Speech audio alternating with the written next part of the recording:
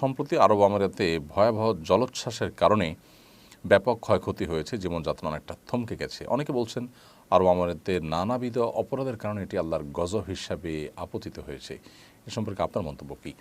দেখুন, আরব আমিরাতে সম্প্রতি যে ঝড় জলোচ্ছ্বাস হলো, অতিরিক্ত বৃষ্টিপাত হয়েছে এবং এই ঝড় জলোচ্ছ্বাসের কারণে অনেক ক্ষয়ক্ষতি হয়েছে। পুরো জীবনযাত্রা থমকে গেছে। আপনারা অনেকে দেখেছেন মিডিয়ার মারফত যে সেখানে আরব আমিরাতের দুবাইয়ের যে সিস্টেমের গর্ব ছিল তাদের, সেখানে নাগরিক সুবিধা ছিল, সেখানে গোটা পৃথিবী থেকে মানুষ বসবাস করার জন্য যেত, আয়েশ করার জন্য যেত, তাদের সমস্ত কিছু থেমে গেছে। এবং পানি নিষ্কাশন ব্যবস্থাপনা যেহেতু সেখানে নাই, সাধারণত সেখানে ঝড় জলোচ্ছ্বাস হয় না, সেজন্য তাদের কাঠামো সেভাবে তৈরি হয়নি, যার কারণে খুব ভয়াবহ একটা পরিস্থিতির মধ্যে তারা পড়ে গেছেন। এবং পানি নেই, আপনার গ্যাস বিদ্যুৎ নেই, এরকম একটা পরিস্থিতিতে তারা পড়েছেন যেটা ইতিপূর্বে তারা পড়েননি কখনো। তো এটি আল্লাহ তাআলার তরফ থেকে তাদের জন্য অ্যালার্ম হতে পারে, সেটা একেবারেই স্বাভাবিক হতেই পারে। সাধারণত কোনো বিপদ আপদ হলে একজন ইমানদার, একজন মুসলিম, সেটিকে আল্লাহর পক্ষ থেকে তার কোনো পাপের জন্য অ্যালার্ম, সতর্কবার্তা হিসাবে তিনি নেবেন, তিনি সেজন্য সতর্ক হবেন। কোরআনে কারিমে আল্লাহ তাআলা এমনটি বলেছেন, যহরাল ফাসাদু ফিল বাররি ওয়াল বাহরি বিমা কাসাবাত আইদিন নাস লিইয়ুযিকাহুম বা'দাল্লাযী আমিলু লাআল্লাহুম ইয়ারজিউন।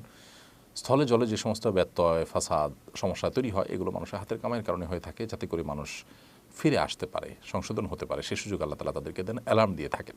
তো এটি সতর্কবার্তা হতে পারে তাদের জন্য। আবার একই সাথে তাদের পাপের জন্য শাস্তিস্বরূপ হতে পারে, আল্লাহ তরফ থেকে পরীক্ষা হতে পারে। যে কোনো বিপদ আপদ হলেই সেটি আল্লাহ তাআলার তরফ থেকে পরীক্ষা হতে পারে। আল্লাহ তাআলা বলেছেন, ওয়ালানাবলুওয়ান্নাকুম বিশাইইন মিনাল খাউফি ওয়াল জু'i ওয়া নাকসিন মিনাল আমওয়ালি ওয়াল আনফুসি ওয়াস সামারাত। মানুষকে আল্লাহ তাআলা ভয়, ভীতি, শঙ্কা, ক্ষুধা, জান এবং মাল হানি, সম্পদের ক্ষতি, ফসলের ক্ষতি ইত্যাদি দিয়ে আল্লাহ তাআলা মানুষকে পরীক্ষা করেন। যারা ধৈর্য ধারণ করতে পারেন, সবর করতে পারেন, তাদেরকে আল্লাহ তাআলা সুসংবাদ দিতে বলেছেন।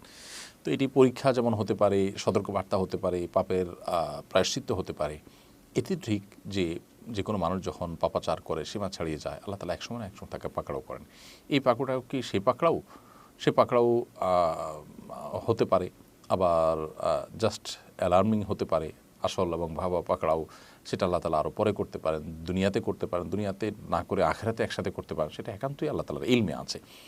আসলে যে কোনো ধরনের বিপদ আপদ হলেই সেটাকে নির্দিষ্ট কোনো একটা ক্যাটাগরিতে ফেলে নিশ্চিত করে আমরা বলতে পারবো না এটা শুধুই পরীক্ষা, কিংবা এটা শুধুই আল্লাহর আযাব, শাস্তি হিসাবে আসছে। এরকম নিশ্চিত করে আমরা বলার সুযোগ নেই, কারণ আমাদের কাছে ওহী আসে না। নবীগণ থাকলে তাদের কাছে ওহী আসতো, তারা বলতে পারতেন যে এটা আল্লাহর পক্ষ থেকে আযাব হিসাবে আসছে, এটা আল্লাহর পক্ষ থেকে পরীক্ষা হিসাবে আসছে। কিন্তু আমরা যেহেতু সবগুলো অপশনই এখানে আপনার সম্ভাব্য, সো আমরা এটাকে আল্লাহর পক্ষ থেকে পরীক্ষা হিসাবে নিতে পারি, অ্যালার্ম হিসাবে নিতে পারি, এবং সতর্কবার্তা হিসেবে নিতে পারি, পাপের শাস্তি হিসেবে নিতে পারি। তিনটা সম্ভাবনাই কিন্তু এখানে থাকে, যার কারণে আল্লাহ তাআলার কাছে আমরা ইস্তেগফার করব। সেখানে যারা অবস্থান করছেন তারা ইস্তেগফার করবেন, আমরা যারা আছি তারা মজা না নিয়ে আমরা আল্লাহর কাছে ইস্তেগফার করব। আল্লাহ আমাদের সবাইকে যেন ক্ষমা করেন। সন্দেহ নাই যে সেখানে নানা রকম পাপাচার হচ্ছে, ভয়াবহ একটা অবস্থা তৈরি হয়ে যায়। একটা মুসলিম প্রধান দেশে এ ধরনের কর্মকাণ্ড সত্যি বেদনাদায়ক, সত্যি সেটা আমাদের জন্য দুর্ভাগ্যজনক। পৃথিবীর সবচেয়ে বেশি অপরাধীদের অভয়ারণ্য বা অপরাধ কর্মের সবচেয়ে নিরাপদ জায়গাগুলোর একটি মনে করা হয় সেটি আমাদের জন্য লজ্জার এবং দুশ্চিন্তার। আমরা দোয়া করি আল্লাহ তাআলা তাদেরকে সংশোধনের পথে ফিরে আসার তৌফিক দান করুন। এটাকে অ্যালার্ম হিসাবে নিয়ে তারা যেন সংযমী হন, তারা যেন সতর্ক হন। আল্লাহ তাআলা তাদেরকে সে তৌফিক দান করুন এবং গোটা বিশ্বের মুসলমানদেরকে আল্লাহ যেন হেফাজত করেন এবং তওবা করে আল্লাহর আনুগত্যের পথে ফিরে আসার তৌফিক দান করেন, আমরা সেই দোয়া করি।